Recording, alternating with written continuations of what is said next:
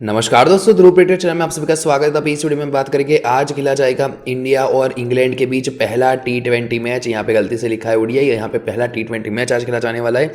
तो इस मैच की आपको मैं डिटेल में पिच रिपोर्ट बताऊंगा कि पिच यहाँ पे कैसे रहने वाली है, साथ ही साथ प्लेइंग इलेवन एनालिसिस बताऊंगा। हर एक प्लेयर के आपको यहाँ पे प्रेडिक्शन बताने वाला हूँ कि ये प्लेयर अच्छा करेगा, कितने रन बनाएगी, कितने विकेट छटकेंगे, वो सभी कुछ आपको यहाँ पे प्लेयर एनालिसिस भी कर दूंगा, प्रेडिक्शन भी बता कर दूंगा, साथ ही साथ सेशन प्रेडिक्शन भी बताऊंगा और साथ ही साथ आपको टीम वेन्यू और हेड टू हेड प्रेडिक्शन मिल जाएंगे और वीडियो के अंत में आपको मैच में प्रेडिक्शन भी मिल जाएगा। ठीक है, तो वीडियो को शुरू से लेकर अंत तक जरूर से देखना, चाहे आप लोग फैंटेसी खेल रहे हो, चाहे आप लोग बैटिंग मतलब इन शॉर्ट मतलब बुक पे मतलब मार्केट चलो कि बुक पे खेल रहे हो, तो आपको मानकर चलो कि आपको यहाँ पे सारी डिटेल्स पता चलने वाली है और आप इस मैच से अच्छा खासा प्रॉफिट कमा कर ले सकते हो।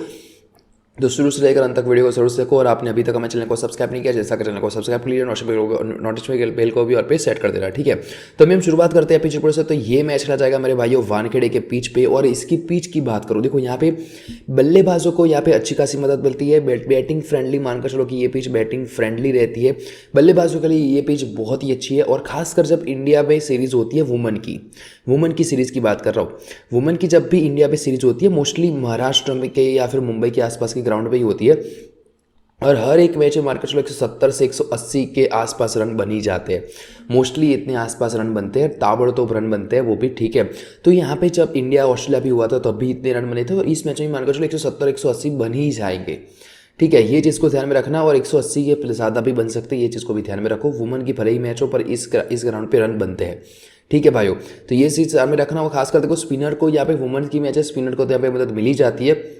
बाकी यहाँ पे फर्स्ट इनिंग में थोड़ी फास्ट गेंदबाज को थोड़ी ज़्यादा मदद मिलेगी एज कम्पेयर टू स्पिनर, और बाकी यहाँ पे वुमेन की मैच है तो स्पिनर को तो रख कर ही चलना पड़ेगा, स्पिनर यहाँ पे मोस्टली अच्छा ही करता है। ठीक है, तो देखो मैंने जैसे बोला था हाई स्कोरिंग यहाँ पे मेन्यू रहने ही वाला है, और यहाँ पे चेज भी हो सकता है। ठीक है, आसानी से मानकर चलो 170 का टारगेट हुआ, 180 का भी टारगेट हुआ वुमेन की मैचेस में, थोड़ा ज़्यादा ही कहा जाता है 170 180, फिर भी यहाँ पे चेज होने की प्रबल आवश्यकता है। ठीक है, ऐसे इस ग्राउंड पे, और खासकर यहाँ पे फास्ट गेंदबाज थोड़ा ज़्यादा अच्छा करेंगे एज कम्पेयर टू स्पिनर, ये चीज़ को ध्यान में रखना।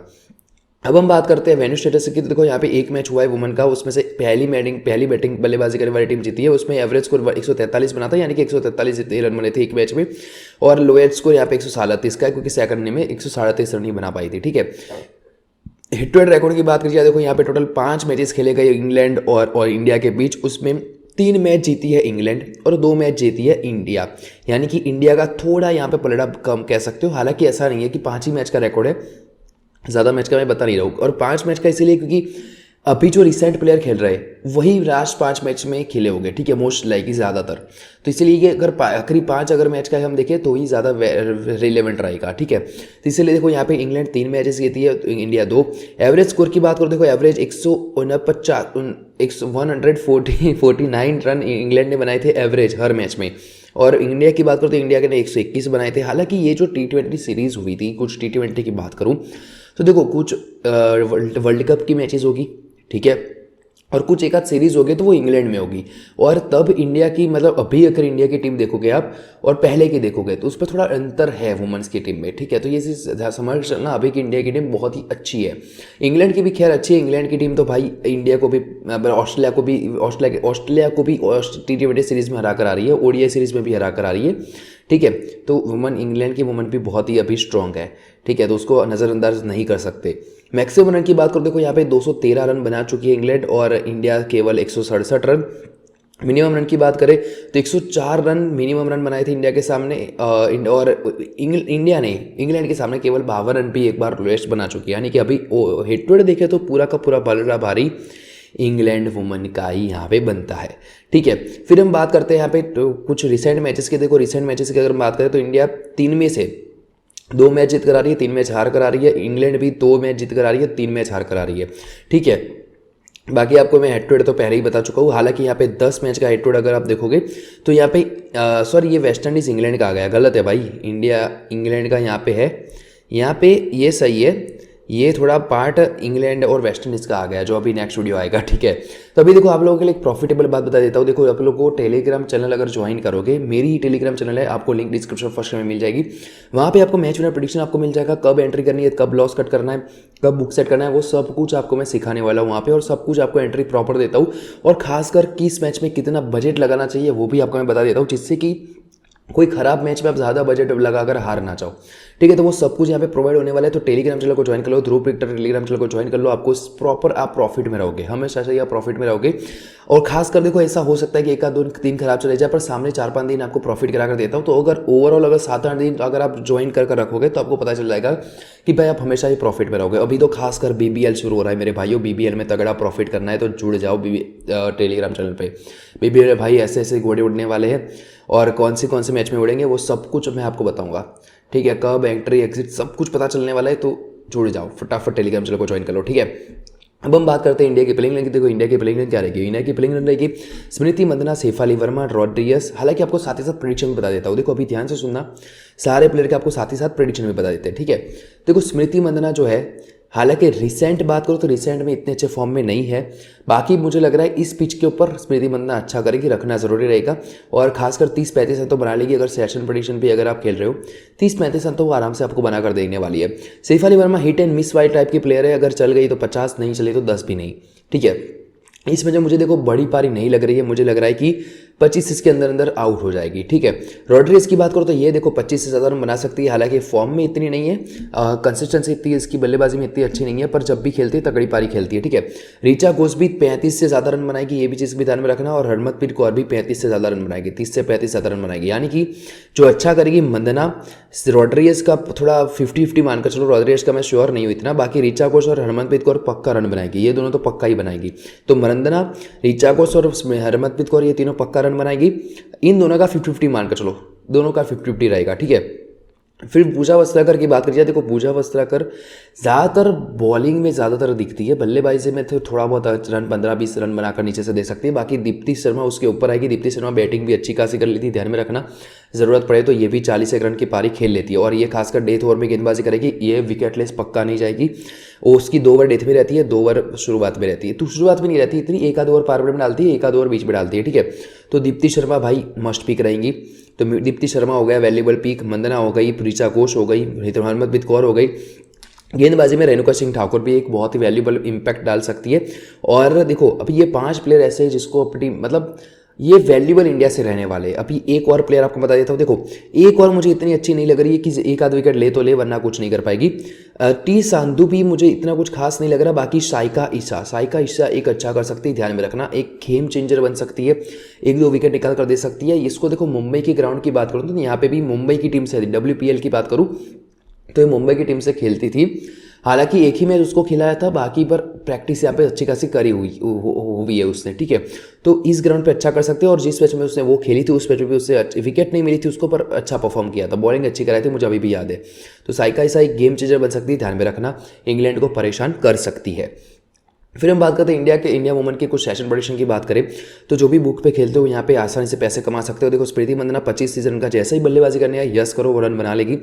शेफाली वर्मा जैसे बल्लेबाजी करना है नॉट नहीं करना है तुरंत, पर अगर 35-40 का रेट दिखे, थोड़ा बहुत रन बनाए, 35-40 का रेट दिखे तो नॉट कर देना।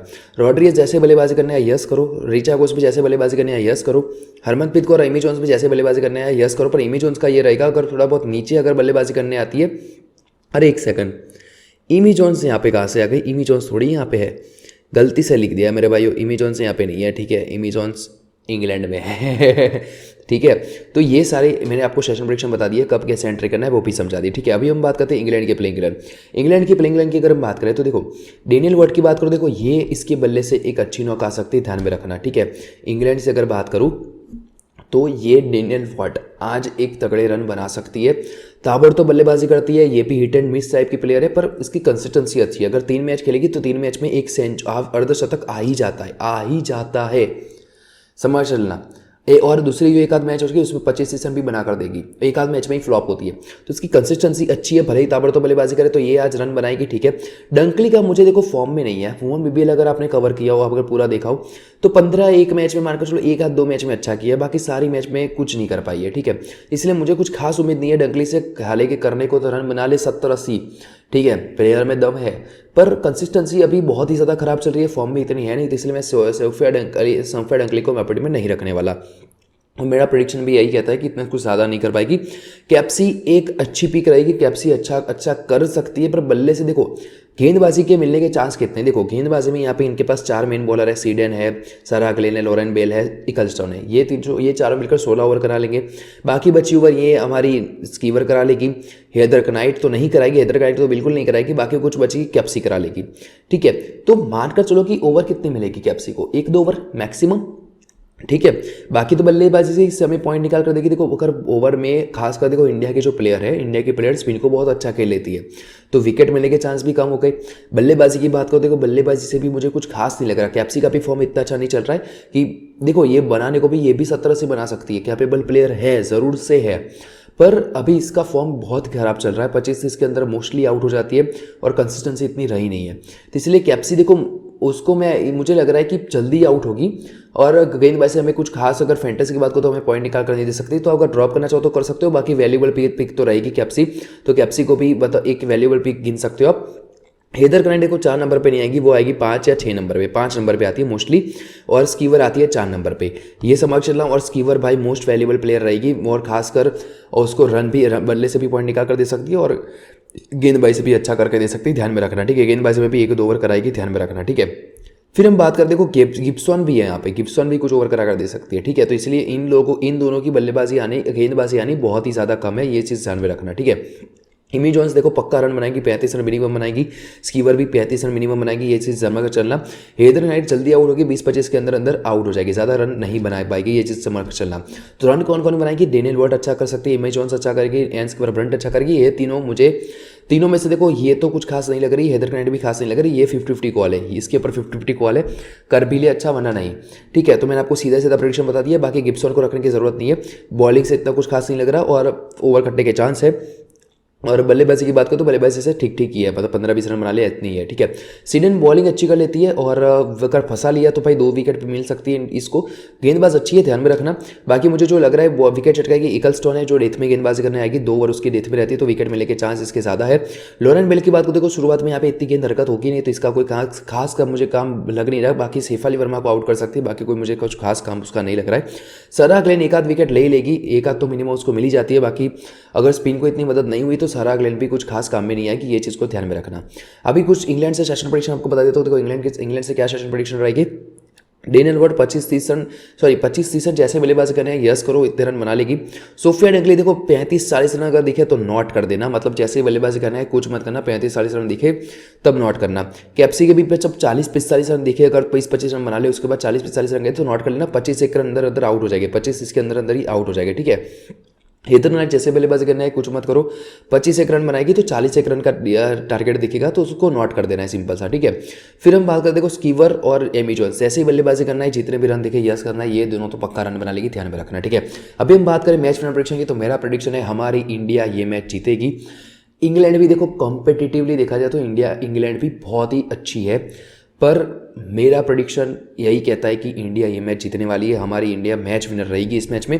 बाकी अगर इसमें कुछ भी ऊपर नीचे होता है तो मैं आपको टेलीग्राम पे बता दूंगा, तो इसलिए टेलीग्राम चैनल को ज्वाइन कर लो, उसके लिंक आपको डिस्क्रिप्शन फर्स्ट में मिल जाएगी।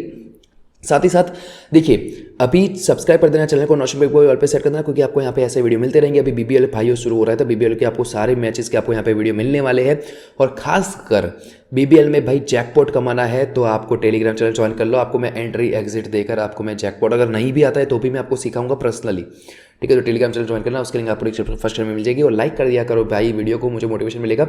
और कुछ भी क्वेरी हो तो कमेंट करना, मैं आपको ऐसे ना स्पेशल आपको आंसर भी दे दूंगा। तो मिलते हैं मेरे अगले वीडियो में मेरे भाइयों।